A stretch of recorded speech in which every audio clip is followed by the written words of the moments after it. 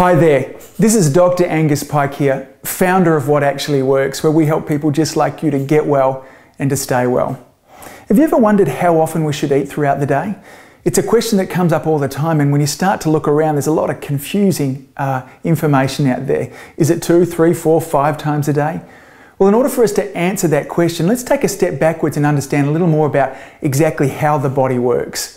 One of the greatest predictors of longevity, of health and well-being, is actually how much lean body mass that we have. How much muscle do we have on our frame?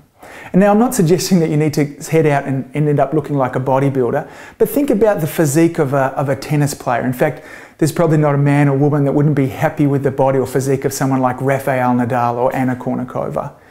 You see, lean muscle mass is an absolute key. So when it comes to eating often, or how often, then we need to make sure that we're managing and maintaining lean body mass. Well, lean body mass is maintained really by energy getting to it, okay? By what we call blood glucose, the sugar that the body breaks all our foods down to as well, okay? So this sugar needs to keep in a very narrow band there. Now, when we're not eating often enough, then what starts to happen is our sugar levels get too low. Now, it's important that the body maintains these sugar levels for a couple of reasons. You see, one is this, is that the glucose actually fuels the muscles and all the other cells of the body. Now, the muscles are obviously important for movement and energy, but also important for metabolism. So this is like your body's inner furnace that allows the body to be burning calories, whether you be reading a book or whether you be out playing with the kids or at work. And so a happy and healthily balanced metabolism is essential, and managing blood glucose levels is important for that. The other thing is for our brain and central nerve system as well. Glucose is what fuels it, what keeps us engaged, it's what keeps us focused, it has us cope with the stresses of daily lives, and we'll find out in a moment what happens when our glucose levels get a little bit low as well. So once those glucose levels get low, it's important for the body to start to manage them. And so if we haven't eaten, then it's going to look for fuel in one of two places. It's either going to take fuel from the muscles and begin breaking the muscles down for fuel, or it's going to grab fuel from the fat cells and use that for energy. Now, even though the fat cells provides slightly more energy than what the muscle cells does, the body's going to go to the muscle cells for that energy because it's going to save that fat, because it almost thinks that we might be heading for a famine. Now, the challenge is this: the muscle cells don't quite give the same energy that the fat cells do. So this leaves us a little more lethargic. It has our concentration levels not quite as switched on.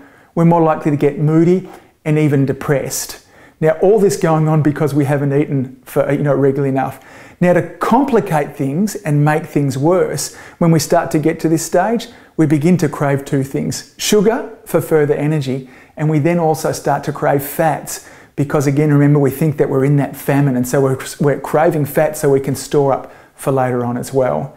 Now, how long do you suppose that it takes since our last meal for us to exhaust that energy there and start to head to our own body for fuel?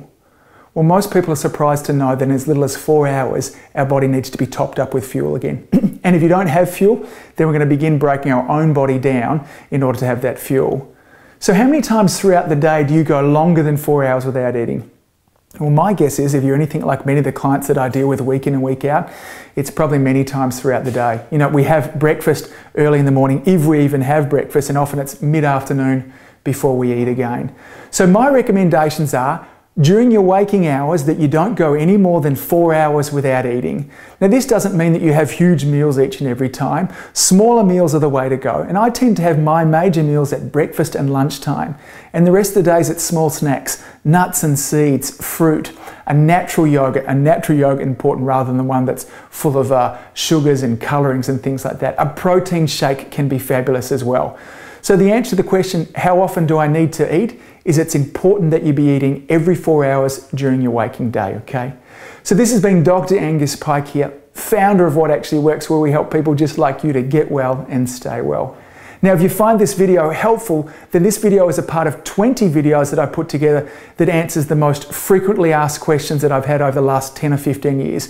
Questions about how to eat, move, manage my stress. Questions about the behavior change strategies so I can start to live the life of my dreams. So if you want to get that information, then head along to my website, which is www.whatactuallyworks.com.au. So that's whatactuallyworks.com.au. We'll see you soon.